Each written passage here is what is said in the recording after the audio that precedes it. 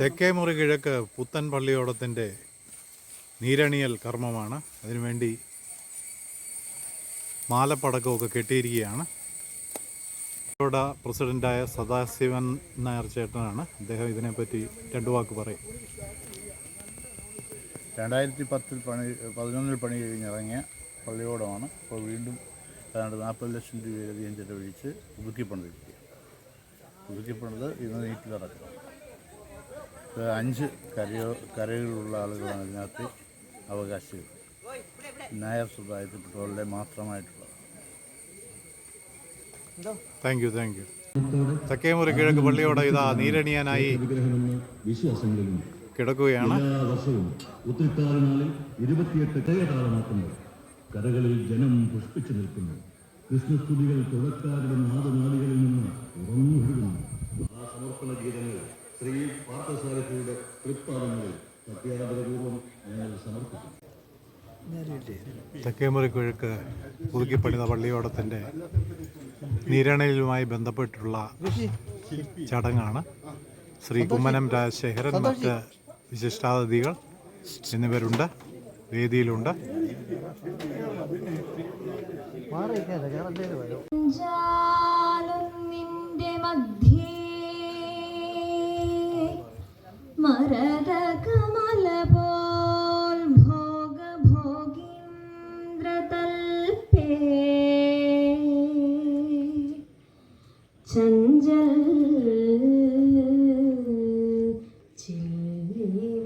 ബഹുമാനപ്പെട്ട അധ്യക്ഷൻ ശ്രീ MG സദാശിവൻ നായർ, നീരൽ കർമ്മത്തിൻ്റെ ഉദ്ഘാടകൻ, ജന്മം കൊണ്ട് കുമ്മനം സ്വദേശിയാണെങ്കിലും കർമ്മം കൊണ്ട് ആറന്മുളക്കാരനായ രാജേട്ടൻ, ആറന്മുളയുടെ ഊർജ്ജസ്വലനായ MLA അഡ്വക്കേറ്റ് അബിൻ വർക്കി, അദ്ദേഹത്തിന് ശബരിമല അവലോകന യോഗത്തിൽ മുഖ്യമന്ത്രി വിളിച്ച പ്രത്യേക യോഗത്തിൽ ഇന്ന് പങ്കെടുക്കേണ്ടതുകൊണ്ട് മൂവാറ്റുപുഴയിൽ നിന്ന് അദ്ദേഹം തിരുവനന്തപുരത്തേക്ക് പോകേണ്ടതായി വന്നു.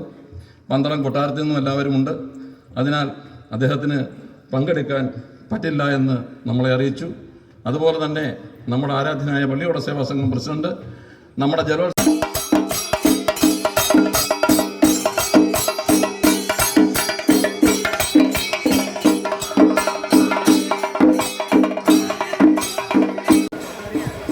വീഡിയോ എടുക്കുന്ന ഡ്രോണാണ്.